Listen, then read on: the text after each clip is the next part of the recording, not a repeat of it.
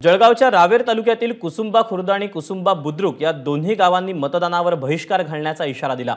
या दोन गावांना जोडणारा पूल 18 वर्षांपूर्वी वाहून गेला होता, मात्र अजूनही नवा पूल बांधलेला नाही। त्यामुळे तातडीने पूल बांधून न दिल्यास मतदानावर बहिष्कार घालण्याचा इशारा दोन्ही गावातील ग्रामस्थांनी दिला आहे। या संदर्भात ग्रामपंचायतीत एकमताने ठराव देखील पारित झाला।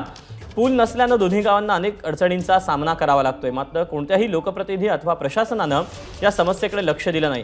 त्यामुळे नाईलाज म्हणून मतदानावर बहिष्कार घालण्याचा निर्णय आम्हाला घ्यावा लागत असल्याचं ग्रामस्थांनी म्हटलंय। कुसुंबा खुर्द ग्रामपंचायतीने ठराव पारित केलेला आहे की जर का या पुलाला 30 लाख रुपयाचा निधी उपलब्ध करून नाही जर दिला तर येणाऱ्या लोकसभा निवडणुकीमध्ये मतदानावर बहिष्कार टाकण्यात येईल। तर शासन आणि प्रशासनाला आमची विनंती आहे की आपण जर का लवकरात लवकर या पुलाचं काम मार्गी नाही जर लावलं तर आम्हाला नाइलाज असतो या भारताच्या लोकशाहीचा उत्सव जो आहे लोकसभा निवडणूक, त्यावर आम्हाला नाइलाज बहिष्कार टाकावा लागेल। याची कृपया शासन आणि प्रशासनाने दखल घ्यावी। एबीपी माझा, उघडा डोळे बघा नीट।